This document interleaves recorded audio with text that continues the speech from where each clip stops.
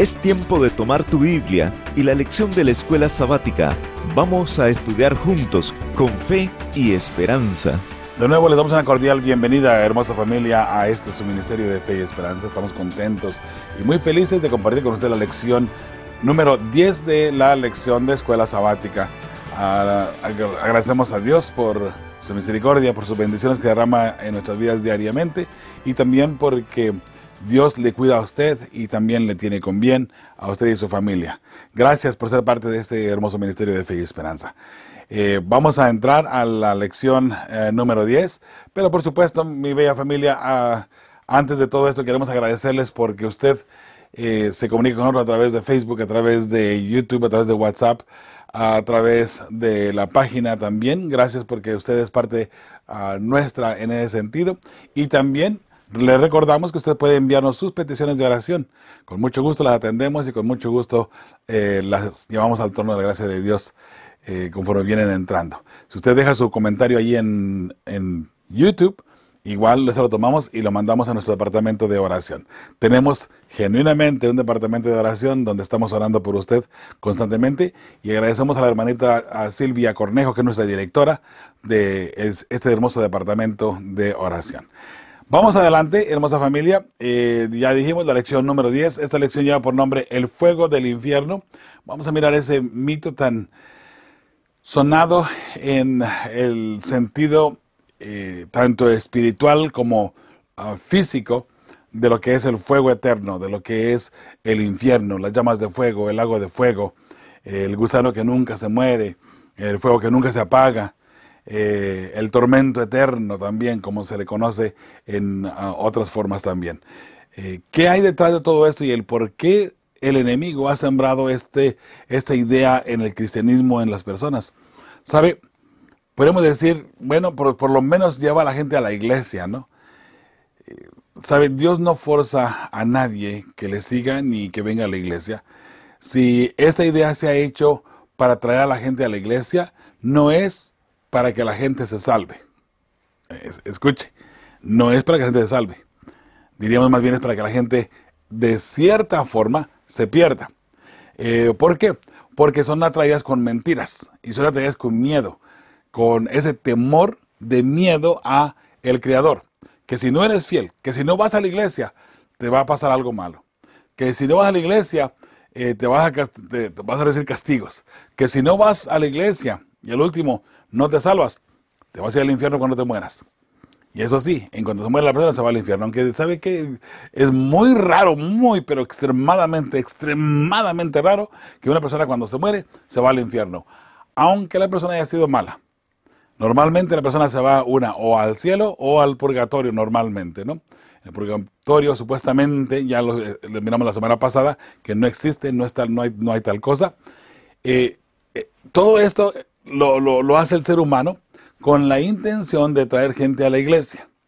En muchas ocasiones para tener gente allí y poder tener más ingresos económicos normalmente. Entonces por eso les digo, no están haciendo ese llamado a la iglesia para salvarlos, sino más bien para perderse entre una mentira y seguir a Dios como si fuera Dios un Dios de miedo, un Dios de hay que tenerle pavor, porque nos va a destruir con el fuego eterno. Vamos a mirar hoy a qué se refiere todo eso, ¿le parece? Así es que prepárese, tome su Biblia, tome su lección de escuela sabática y vamos a entrar al estudio de esta semana. El fuego del infierno, lección número 10 para el 3 de diciembre.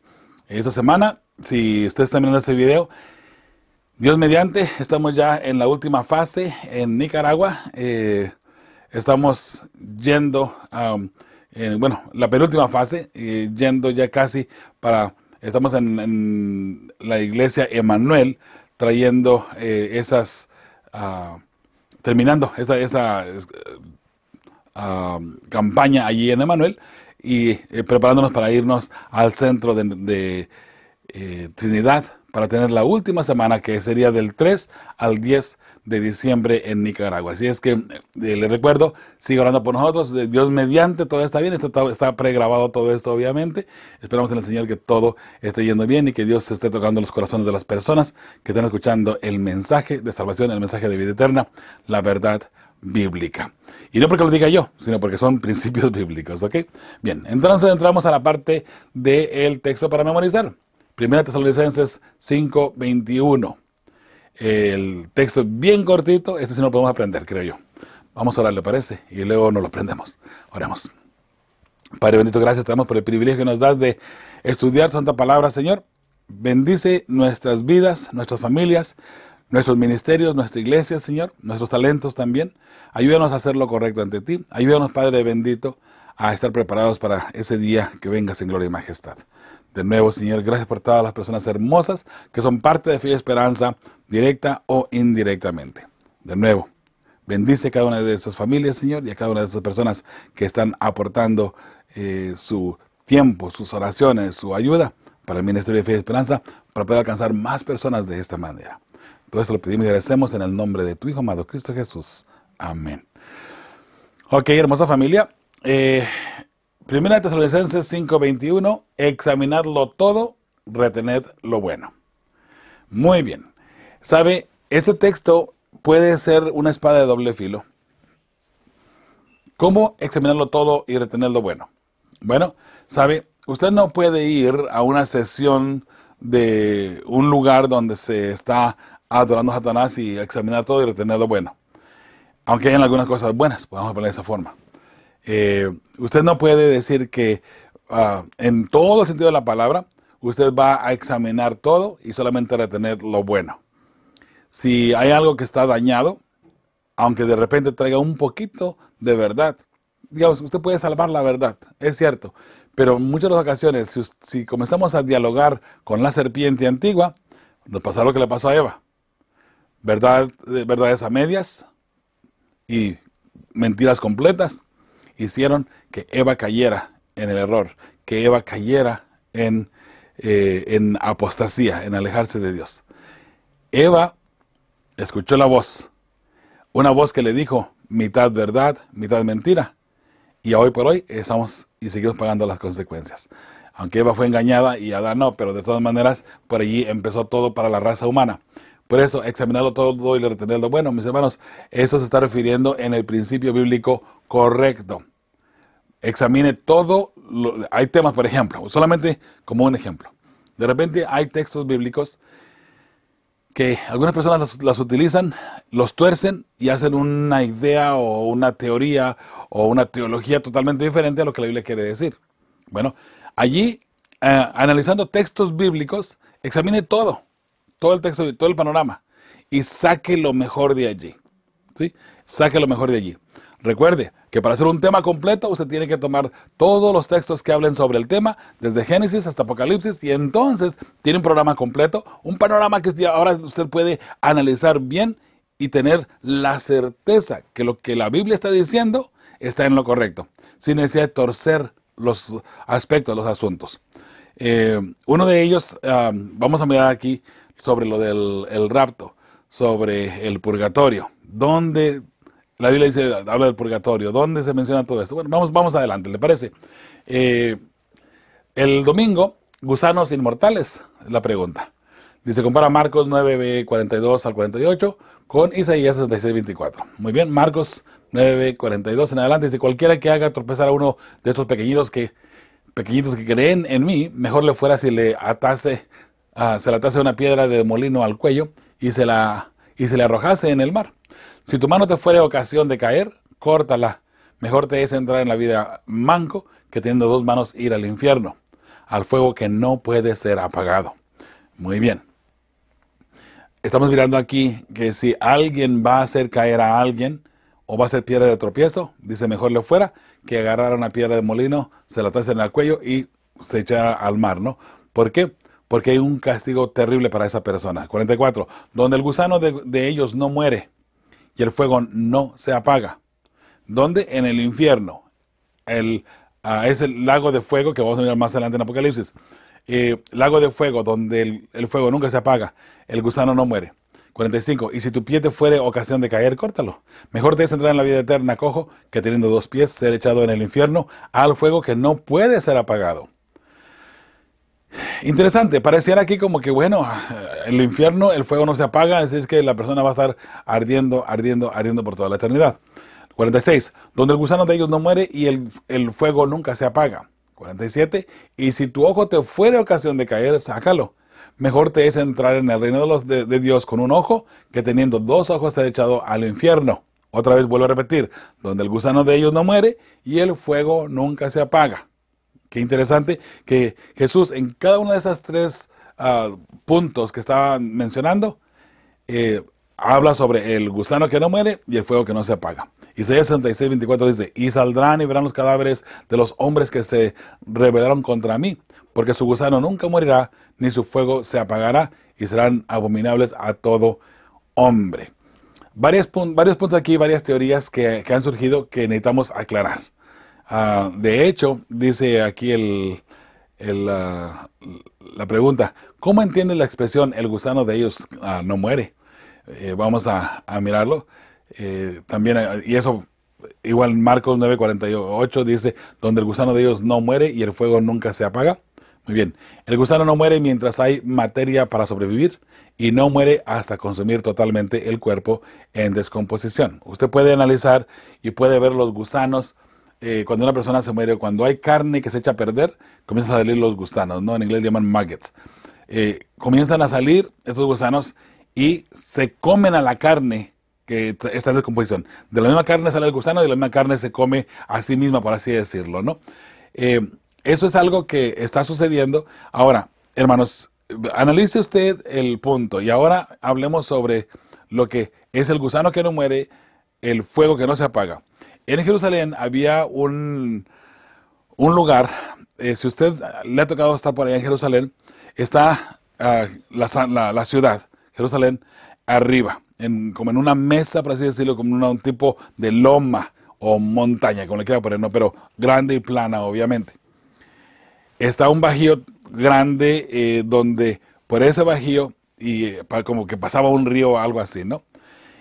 En esa parte estaba un lugar que le llamaban infierno, que le llamaban el infierno donde el fuego nunca se apagaba. Ahí estaba el fuego siempre ardiendo, siempre había humo, siempre había allí esa llama ardiendo. Obviamente no era del cielo, era provocada por el ser humano, pero nunca la apagaban porque ahí estaban siempre quemando la basura y siempre quemando los animales muertos. Ahí Jesús utiliza esa alegoría para decir en el infierno, donde van a ser echados, donde el gusano no se va a morir, ¿ok? Y es verdad, el gusano no se va a morir hasta que consuma todo. La última partícula de carne del ser que exista todavía, hasta que se consuma todo eso, entonces ya ahí obviamente el gusano ya no viviría eternamente. ¿Por qué? Hermanos, piense por un momento nada más. Se supone que estamos hablando del ser humano. Se supone que la mentira es el alma inmortal. Esa es la mentira. Se supone que se lucha para decir que el hombre es eterno, que el hombre vivirá para siempre. Cuando se muere se va al cielo y nunca, o se va al limbo, o se va al purgatorio, o andan las ánimas del hombre, el alma, el espíritu, por ahí en el mundo haciendo bromas de repente, o haciendo maldades en algunos casos, o cuidando supuestamente a otras personas. Eso obviamente no es verdad. Sin embargo, la mentira es que el hombre es inmortal. Esa es la mentira.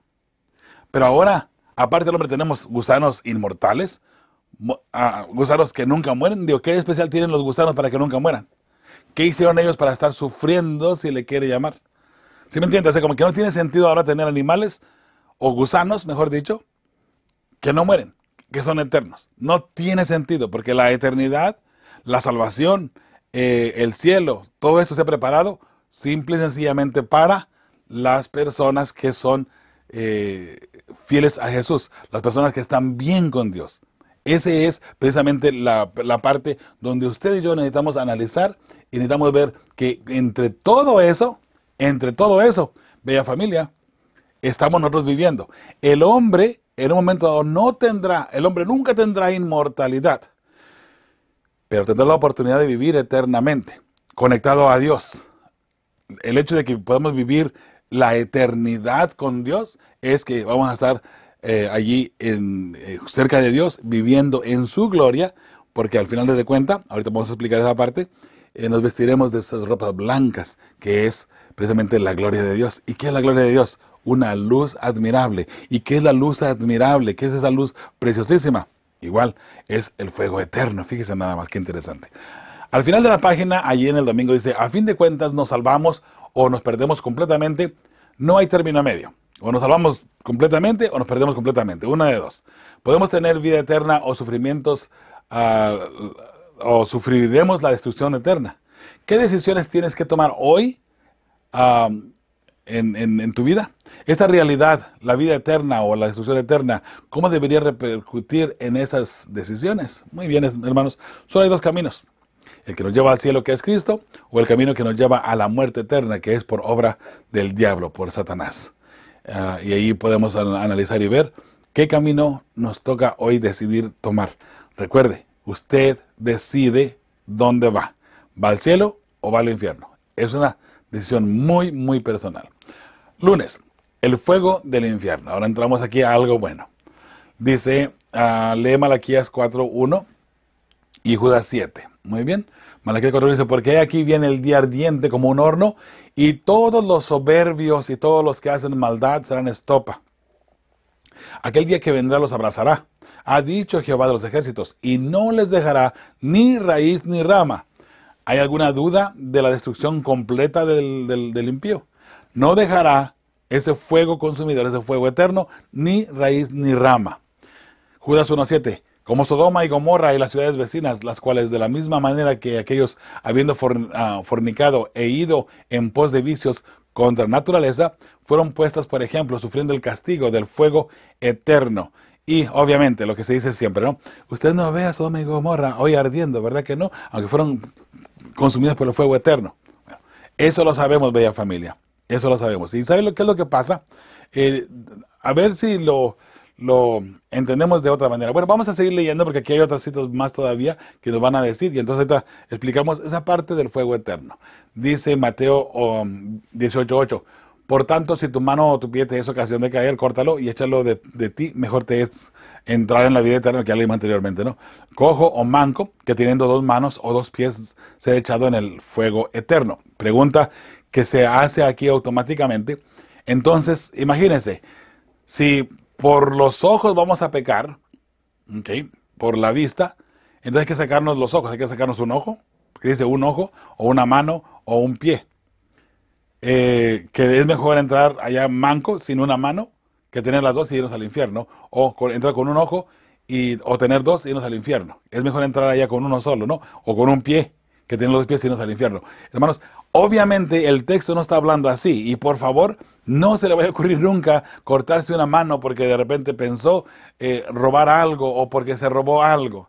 Ok, bueno, me lo robé, me tengo que cortar la mano para poder entrar al cielo, porque es mejor entrar con una mano que con la otra. No, ese no es el punto. Ok, el punto aquí es lo que Jesús está diciendo. Mira, cuida de no entrar en tentación y de no caer. El punto principal es que alejarse uno del pecado, porque independientemente que tengamos dos, o que tengamos una mano, un ojo, o dos pies, o un pie nada más, o cualquier otro órgano de nuestro cuerpo, ¿sabe? El punto es espiritual, no es literal. Por consiguiente, necesitamos mirarlo de esta forma. Nosotros, como seres humanos, vamos a estar siempre a cuentas con Dios. Y si estamos a cuentas con Dios, no tenemos ningún problema con este tipo de ocasión de caer con la mano, con el pie, con el ojo. Porque estamos a cuentas con Dios. Lo que Jesús está diciendo aquí, ¿sabes? Está bien con Dios. ¿Ok? Pero cuídate de las debilidades del cuerpo. Cuídate de esto.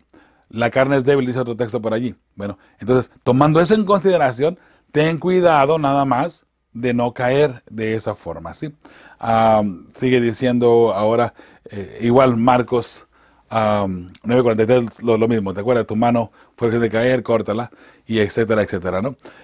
Al fuego que no puede ser apagado. Ok, aquí hay algo interesante. Habrá un fuego que no puede ser apagado, hermosa familia. Piense por un momento. Habrá un fuego que no puede ser apagado. Y los malos van a estar en ese fuego. El fuego no puede ser apagado. ¿Sabe? Hemos dicho otras veces y estoy consciente de esto y estoy de acuerdo también. El fuego no se va a apagar como miramos ahí en Zacarías, ¿no? O en Malaquías. No, que era Zacarías, ¿no? El fuego no se va a apagar hasta que termine su obra. Hasta que no deje ni raíz ni rama, decía por ahí el texto, ¿cierto?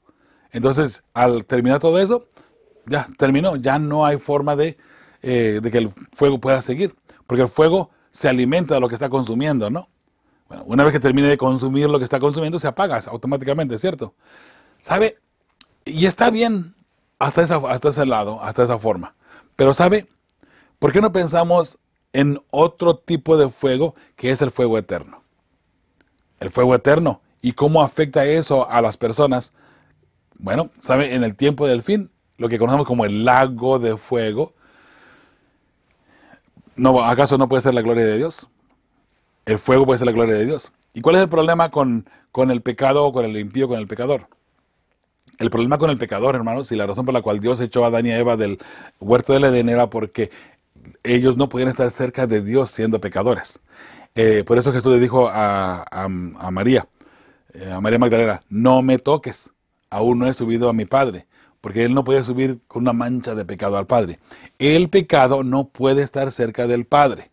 El Padre es fuego consumidor, fuego eterno. ¿No me la cree? Véalo allí en Isaías 33, 13, 15, 16 y 17. ¿Ok? El 13 y el 14 están hablando del fuego, las llamas consumidoras. ¿Quién puede estar dentro de esas llamas consumidoras? ¿Sabe? Los justos pueden estar dentro de esas llamas consumidoras. Y por supuesto, no para ser atormentados, sino lo contrario, para vivir eternamente. Porque tendremos ahí ahora la gloria de Dios. Ese es el hombre, ese es el ser humano. Pero, ¿qué sucede? El 13 y el 14 mencionan esta parte. Y el 15 delinea la persona que puede estar dentro de las llamas de fuego y no quemarse. El versículo 15 de Isaías 33 está hablando de una persona que guarda la ley de Dios, que guarda los mandamientos, que es fiel a Dios. ¿Ok? Ya entonces el 16 y el 17 está la persecución de los santos, la persecución donde entonces el 17 dice que ellos van a mirar a Jesús viniendo en gloria y majestad y van a mirar a la ciudad que está lejos. De esa forma, ¿no? Pero el fuego consumidor está en Dios. Dios es fuego consumidor. Dios es llamas eternas. Dios. Entonces, ¿qué pasa? ¿Sabe? Dios no tiene que destruir al ser humano, como mucha gente está pensando, no, Dios va a venir y va a destruir y va a hacer desastre con el ser humano. No, no, no, no. Lo único que ellos tienen que hacer, mis hermanos, es acercarse al pecador. El fuego consumidor lo va a destruir completamente. El pecador no puede estar cerca de Dios. Es destruido. Entonces, el fuego consumidor, que es Dios, se acerca al pecador. El pecador es destruido completamente. Y ahí quedó. Ahí terminó todo. Por el otro lado, tenemos a el que es fiel a Dios. Por ese lado, Dios se acerca al que le ha sido fiel, ha sido perdonado, ya no tiene manchas de pecado, ya Jesús pagó su deuda. Esa persona es digna de acercarse a Jehová, no por méritos propios, sino por los méritos de Cristo Jesús. Y como ha sido limpio de toda maldad, se acerca ante Dios limpio de toda maldad. Y como no hay maldad, como no hay pecado, ese fuego eterno lo abraza, lo acaricia, si le quiere llamar así, y le ayuda a vivir eternamente, lo que llamamos la luz, el fuego eterno. ¿Sí? Interesante. Esa es otra forma de mirar lo que es el fuego eterno. ¿Ok? Ahora, sí, usted puede mirar en la lección, habla sobre el fuego que va a consumir y va a hacer su trabajo en el tiempo de fin. No hay ningún problema que pensemos de una o de otra manera, ¿sí? Pero no más recuerde, según Isaías 33, del 14, de 13, 14, 15, 16 y 17, está hablando del fuego eterno. ¿De quiénes van a poder estar allí? ¿Quiénes? De los seres humanos. Estamos hablando de los seres humanos. Los que sean fieles hijos de Dios podrán estar en el fuego eterno, ¿sí? Ahora, aquí vamos a mirar. Dice la pregunta que aparece aquí en el lunes. Dice, estos pasajes, ¿cómo pueden ayudarnos a entender mejor la noción del fuego eterno? O la idea, como Jesús la expresó, de que los perdidos estarán en el fuego eterno. O en un fuego que no puede ser apagado. según vemos ahí en Marcos 9:43, ¿no? El fuego no se apaga mientras exista una mínima partícula de materia para consumir. Número 1. Segundo, el fuego eterno es Dios. Las llamas eternas son la gloria divina, protege al fiel y destruye al impío. El fuego eterno no se puede extinguir y nadie lo puede apagar. El fuego, miren lo que dice el texto de Marcos 9:43 al final. El fuego que no puede ser apagado.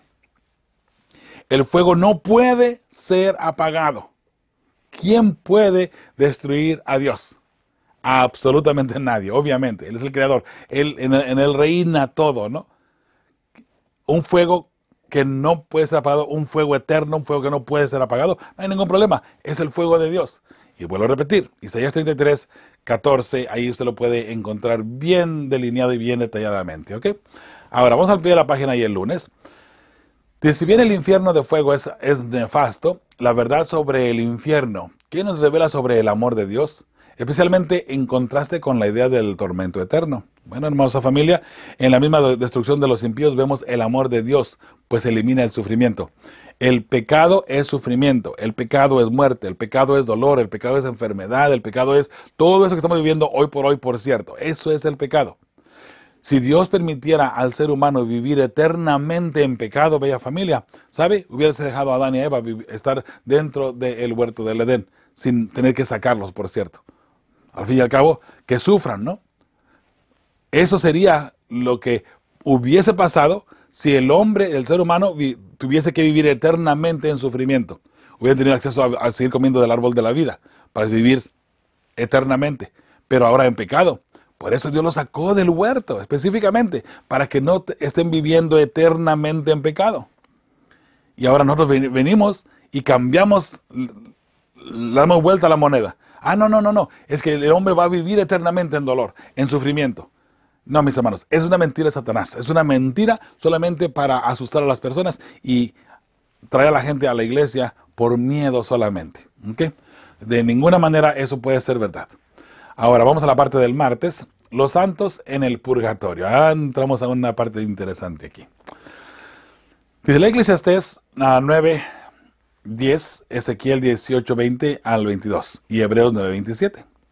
Vamos a mirarlos. Dice Eclesiastés 9:10, todo lo que te viene a la mano para hacer, hazlo según tus fuerzas.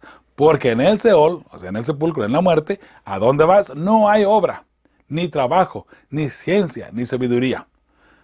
Entonces, ¿cómo una persona puede estar sufriendo eternamente? Si no hay ciencia, no hay trabajo, no hay obra, no hay sabiduría, no hay nada, no hay sentimientos, ¿cómo una persona puede estar sufriendo?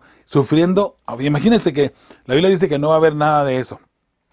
Pensamientos, no va a haber, todo eso perece. Tus pensamientos perecen, dice la palabra del Señor. ¿Cómo una persona va a estar sufriendo toda la vida eternamente sin saber lo que está sufriendo? Demasiado injusto sería un Dios que haga ese tipo de castigo, ¿no lo cree? Interesante. Ezequiel 18:20 al 22 dice, el alma que pecare esa morirá. El hijo no llevará el pecado del padre, ni el padre llevará el pecado del hijo. La justicia del justo será sobre él, y la impiedad del impío sobre él. Mas el impío, si se apartare de todos sus pecados que hizo, y guardare todos mis estatutos, e hiciere según el derecho y la justicia, de cierto vivirá, no morirá. El alma que va a pecar, el alma que peca, va a morir y debe de morir. En el lago de fuego, la destrucción en el tiempo del fin de los 1000 años. Nadie va a pagar por nadie más, en otras palabras. Pero la persona que ha cometido pecados, si se arrepiente, según aquí, ciertamente vivirá. Él se arrepiente de sus pecados, pide perdón, puede vivir. Sigue diciendo, ahora vamos a mirar en Hebreos, el 22 de Ezequiel todavía. Dice, todas las transgresiones que cometió no le serán recordadas. En su justicia que hizo, vivirá. Todos los pecados que cometió la persona, al ser traídos ante Dios y perdonados, quedarán borrados, ¿no? Hebreos 9:27. Y de la manera que está establecido para los hombres, que mueran una sola vez, y después de esto, el juicio. Aquí algo interesante. Recuerden que estamos hablando del purgatorio. De la manera que está escrito para los hombres que mueran una sola vez y después esto, el juicio. En el juicio se decide, ¿vas al infierno o vas al cielo? En el infierno, ya dijimos, el infierno es un prototipo de la destrucción del lago de fuego del tiempo del fin. Eso pasa después de los 1000 años. Hoy por hoy no existe tal cosa del infierno. Ahora, dice, es necesario que mueran una sola vez y después de esto el juicio. ¿Dónde cae y dónde queda la palabra del purgatorio? Bueno, no queda. Mas, sin embargo, usted puede tomar algunos textos y los puede torcer y tratar de hacer una doctrina de allí. La pregunta que aparece aquí dice, ¿cómo refutan estos pasajes la teoría del purgatorio? Bueno, mire qué interesante. Ahorita le voy a mostrar la otra contraparte, ¿sí? Dice, ¿cómo refutan estos pasajes la teoría del purgatorio?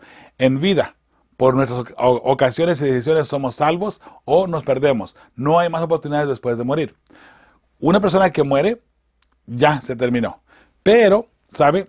Tenemos, hay unos textos bíblicos, déjenme los saco de aquí, que se han tomado, y muy interesante que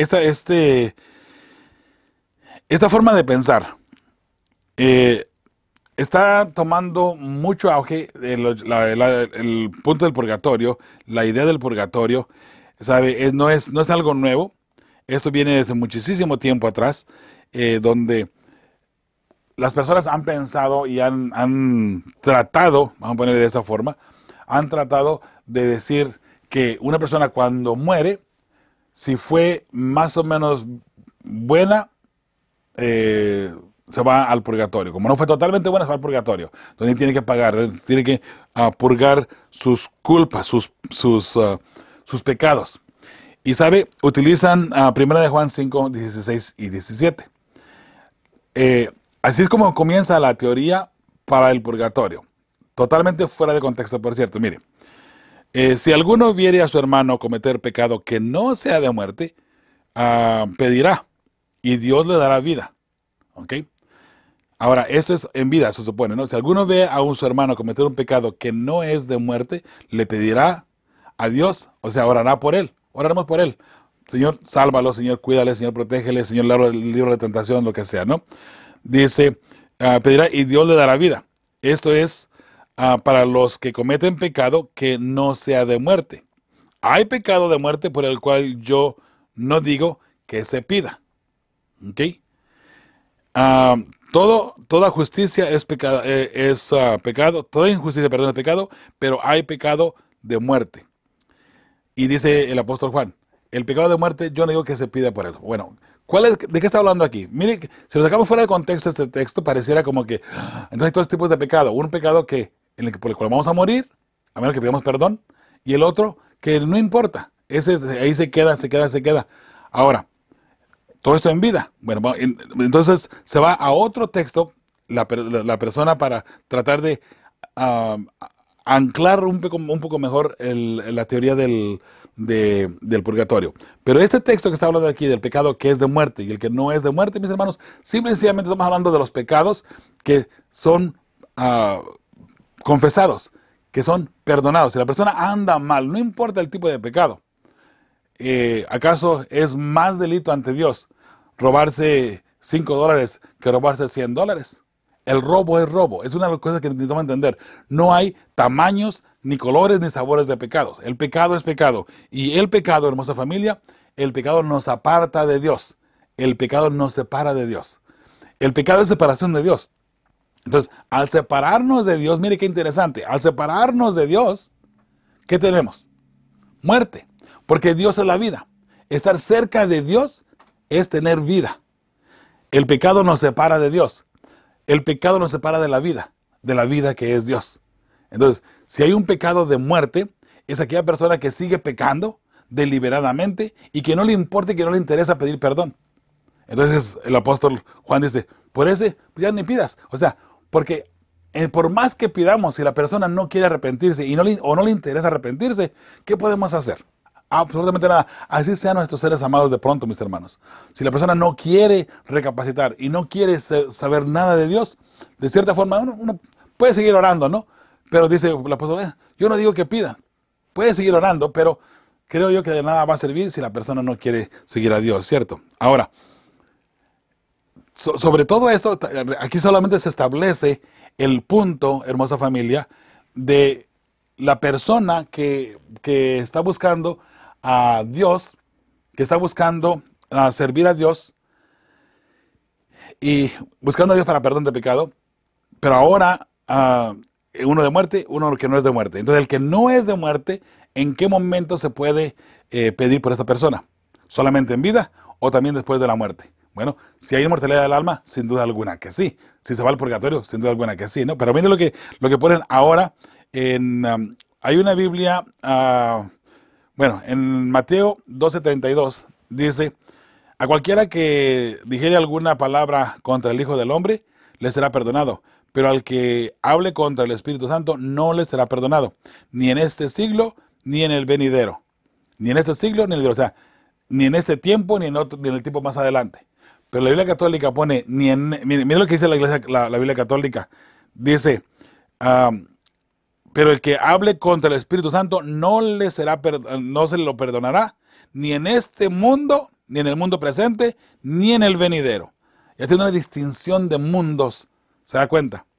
El mundo actual, el mundo para allá, el mundo... No. Estamos hablando de tiempo, no estamos hablando necesariamente del mundo de los vivos y el mundo de los muertos. Absolutamente nada que ver una cosa con la otra, ¿no? Esa es la Biblia Católica. Mateo 5:25, hay otro punto donde ahora vamos a mirar en qué momento se le puede perdonar a la otra persona en el otro mundo.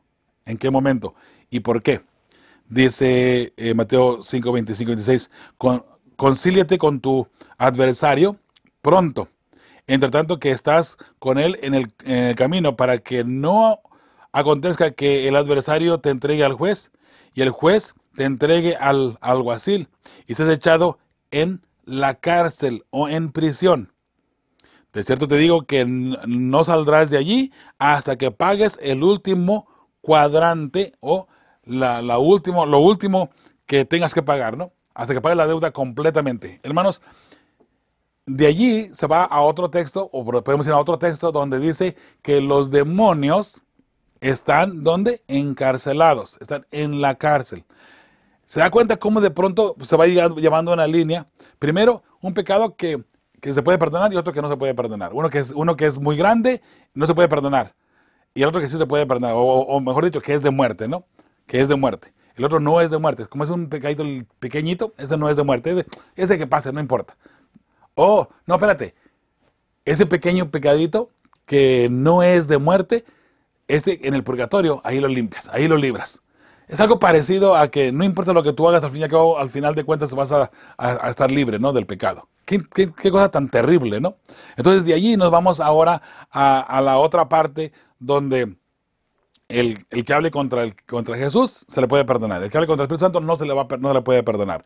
No se le puede perdonar ni en este mundo de los vivos, ni en el mundo de los muertos, dice la Biblia Católica. No la protestante, no la palabra original, por cierto. ¿Okay? Es la Biblia Católica la que dice en este mundo, yo pongo de los vivos y en el otro mundo de los muertos. Porque así es como lo quieren poner ellos. Ahora, en el otro mundo, dice ahora, ponte a cuentas con tu adversario. No vaya a ser que te eche a la cárcel y ahí tengas que estar allí hasta que pagues el último cuadrante. Hay pecados que son de pena perpetua, es lo que se dice, donde la persona no puede salir del infierno por toda la eternidad. Por toda la eternidad. Pero hay pecados donde si se ruega por ellos, si se hacen misas por ellos, pagadas por cierto, entonces la persona tiene la oportunidad de poder salir de ese infierno o de ese purgatorio, ¿no? Ya purgadas sus deudas y ahora sale limpio y libre para poder estar en el cielo. Hermanos, perdóneme, pero dentro del parámetro de los muertos no hay segunda oportunidad. No hay segunda oportunidad. Usted tiene solamente una oportunidad, una vida, una oportunidad.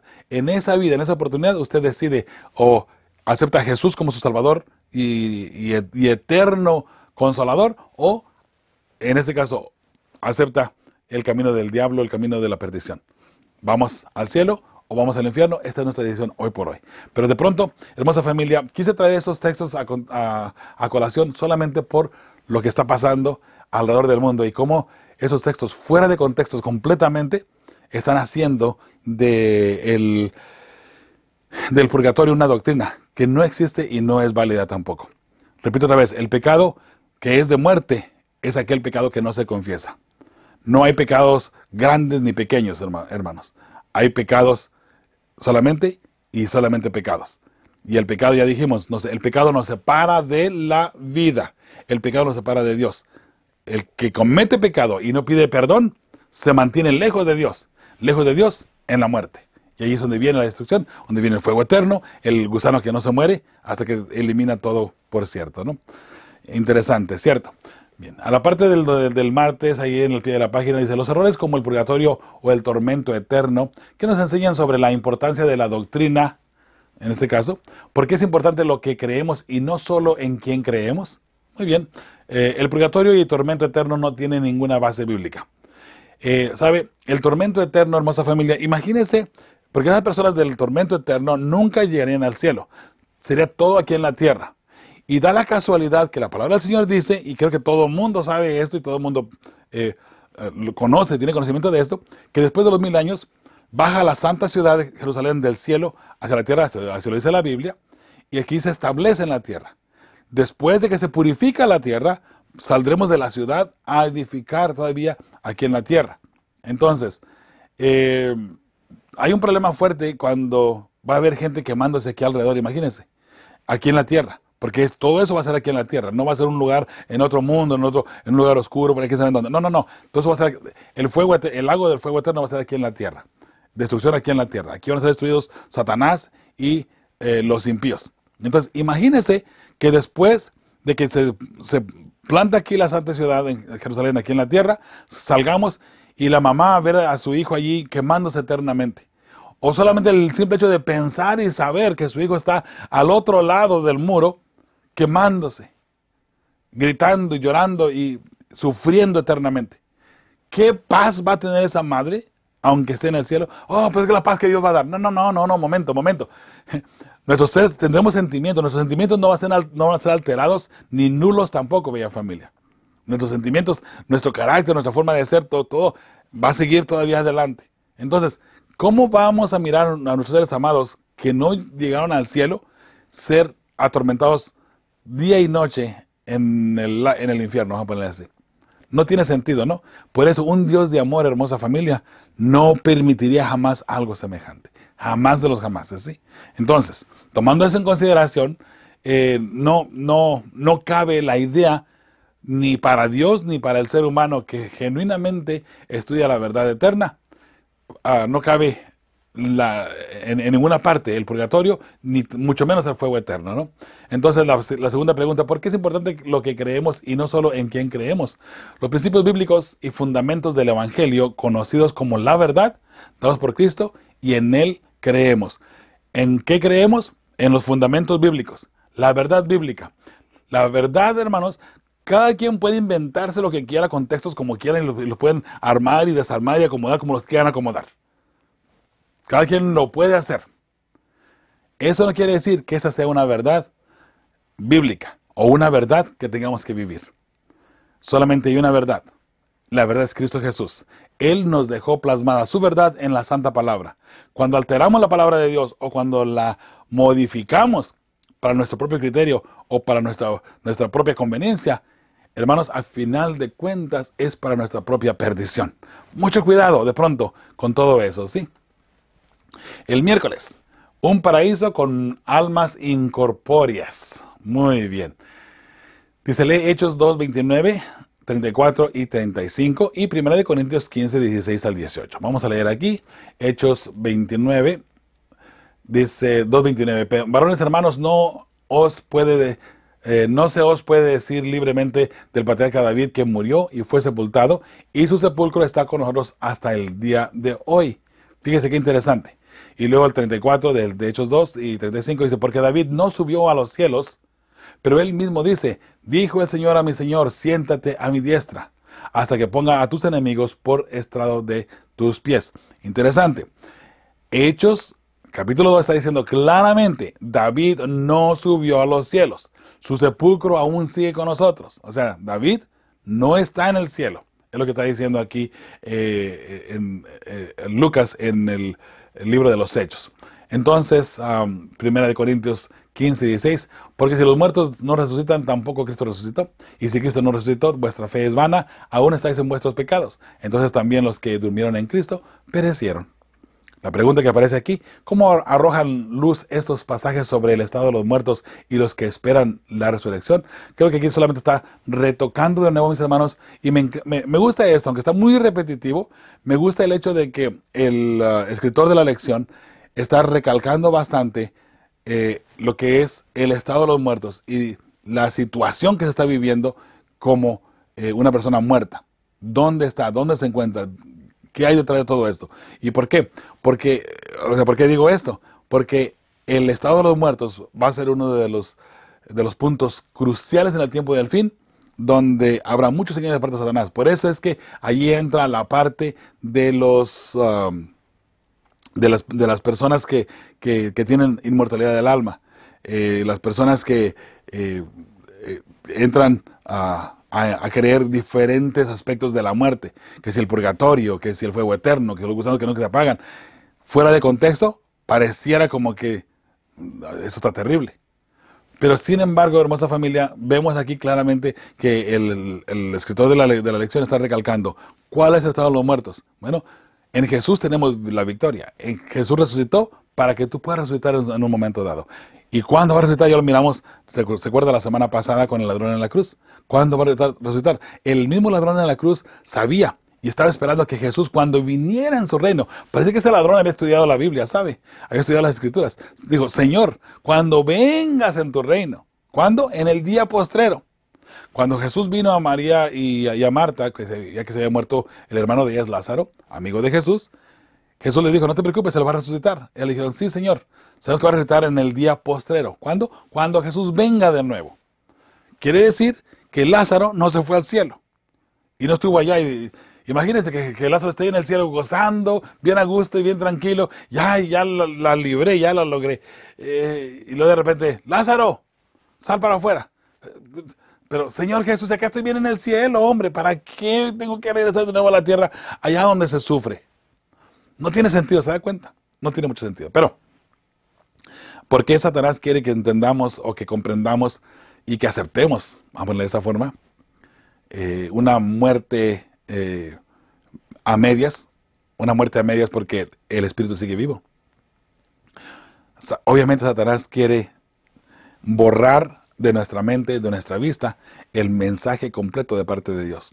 Lo que usted y yo debemos de ser a finales de cuentas, ¿sí? La pregunta que aparece aquí, ¿cómo arrojan luz estos pasajes? Bueno, aclaran el punto que los muertos no están en el cielo o cautivos. En el día que Jesús venga en gloria y majestad, resucitarán los fieles y los impíos después de los 1000 años. Alabado sea el nombre de Jehová. Al pie de la página y el miércoles dice así: ¿cómo podrías ayudar a la gente a comprender que la idea de que los muertos duermen en la tierra es realmente una buena noticia? En el sentido de que realmente están en reposo y no sienten dolor ni sufren. Bueno, creo que si analizamos hoy por hoy, por ejemplo, mi mamá pasó al descanso hace aproximadamente 6 años.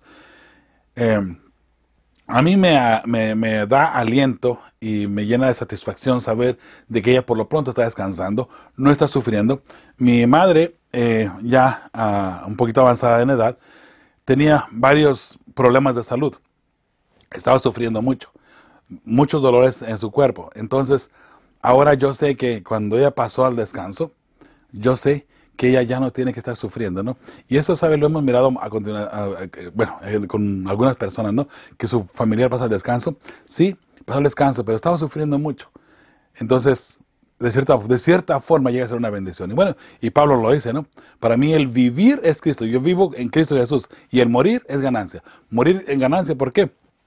Yo no tengo que preocuparme por este mundo. No tengo que preocuparme por los problemas de este mundo. Tampoco debo ni por qué preocuparme de caer o no caer. Si he vivido en Cristo y paso al descanso, alabado sea el nombre de Jehová. Pero si me quedo aquí, estoy propenso todavía a caer y en ese caso perderme también, ¿no? La respuesta para esta pregunta aquí del miércoles, la respuesta del servidor dice: no hay sufrimiento ni sentimiento tanto positivo como negativo a las personas que han pasado al descanso. ¿Okay? Jueves. Dice, lee 1 Juan 5, del 3 al 12. Dice, ¿por qué el apóstol Juan limita la vida eterna solo a quienes están en Cristo? Bueno, vamos a leerlo bien rapidito aquí. Pues este es el amor a Dios, que guardemos sus mandamientos, y sus mandamientos no son gravosos, porque todo lo que es nacido de Dios vence al mundo. Y esta es la victoria que ha vencido al mundo, nuestra fe. Esa fe, recuerde esa parte, ¿no? Porque esa fe tiene que estar puesta en alguien. ¿Quién es el que vence al mundo? Sino el que cree que Jesús es el Hijo de Dios. Interesante. Ese es Jesucristo, que vino mediante agua y sangre, no mediante agua solamente, sino mediante agua y sangre. Y el Espíritu es el que da testimonio, porque el Espíritu es la verdad. Porque tres son los que dan testimonio en el cielo: el Padre, el Verbo, que es el Hijo, y el Espíritu Santo. Ahí tenemos la Trinidad, ¿no? O deidad, como le quiera llamar. Y esos tres son uno. Un solo Dios, tres personas, ¿ok?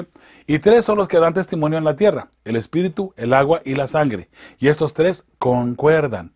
Si recibimos el testimonio de los hombres, mayor es el testimonio de Dios, porque este es el testimonio con que Dios ha testificado acerca de su Hijo. El que cree en el Hijo de Dios tiene el testimonio en sí mismo. El que no cree a Dios le ha hecho mentiroso, porque no ha creído en el testimonio que Dios ha dado acerca de su Hijo. Y este es el testimonio, que Dios nos ha dado vida eterna, y esta vida está en su Hijo. El que tiene al Hijo tiene la vida. El que no tiene al Hijo de Dios no tiene la vida. En otras palabras, el que es fiel Hijo verdadero de Dios, tiene la vida eterna porque tiene a Jesús en su corazón y vive el amor de Cristo Jesús en su vida, en su corazón. Mirándolo de otro punto de vista, esta misma lectura, ¿sí? La pregunta otra vez: ¿por qué el apóstol Juan limita la vida eterna solo a quienes están en Cristo? Bueno, la respuesta del servidor: Cristo es el dador de la vida, pues todo en Él subsiste. Si queremos vida eterna, debemos someternos a Cristo y ser fieles a sus mandamientos, simple y sencillamente. ¿Okay? Vamos a mirar a las preguntas del viernes. La primera pregunta dice: ¿quiénes han hablado con otros cristianos sobre el estado de los muertos y la naturaleza del infierno? Lo más probable es que hayan descubierto cuán inflexibles y firmes son las personas en su creencia. No solo en la idea de que los salvos van inmediatamente al cielo, sino incluso en que los perdidos están en el tormento eterno del infierno. ¿Por qué crees que es así?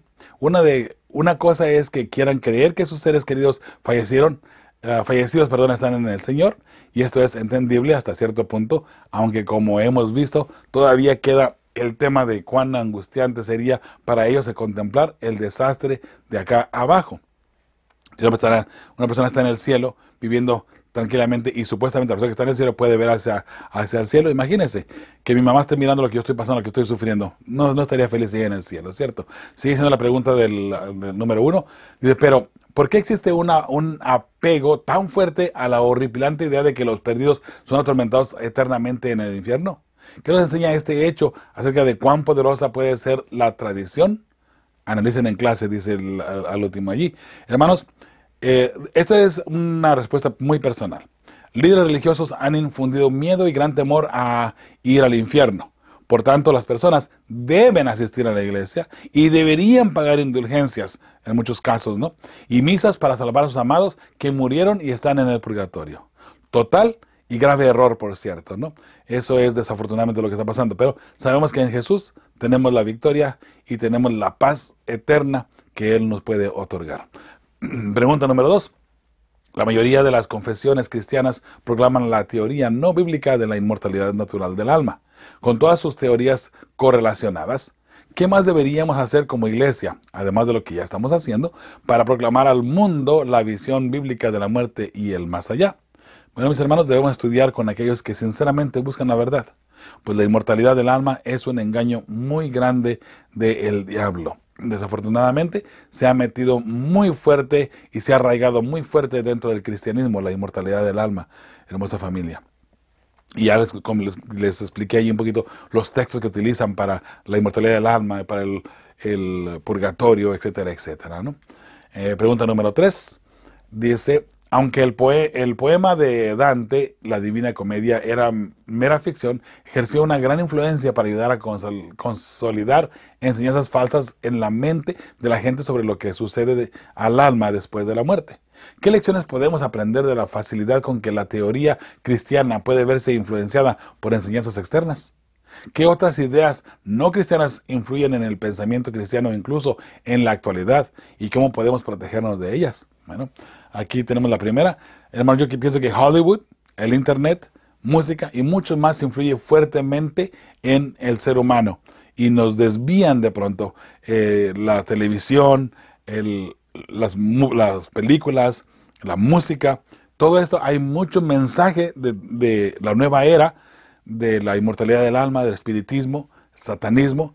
Entonces, todas esas son influencias que hoy por hoy, como cristianos, estamos propensos a vivir donde quiera que estamos, donde quiera que vamos. Por eso, como hijos de Dios, debemos mantenernos firmes en los principios bíblicos y no caer en las redes del enemigo. ¿Cómo usted puede vivir los principios bíblicos, hermosa familia? ¿Cómo usted puede vivir la verdad bíblica? ¿Sabe? He hecho esta prueba anteriormente y desafortunadamente, en la mayoría de los casos, me he llevado ese terrible chasco, ¿no? Somos adventistas del séptimo día, creemos en la ley de Dios y exaltamos la ley de Dios, vivimos, entre comillas, la ley de Dios, el mensaje de los tres ángeles, etcétera, etcétera, ¿no? Somos la iglesia adventista, que guardamos los mandamientos de Dios, por eso somos el remanente, ¿no? Guardamos los mandamientos y tenemos el testimonio de Jesucristo, que es el espíritu de profecía.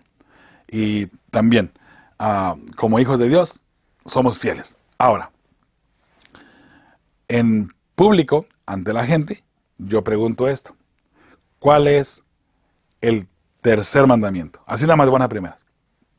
Y digo, no contesten, levanten la mano nada más. ¿Cuál es el tercer mandamiento?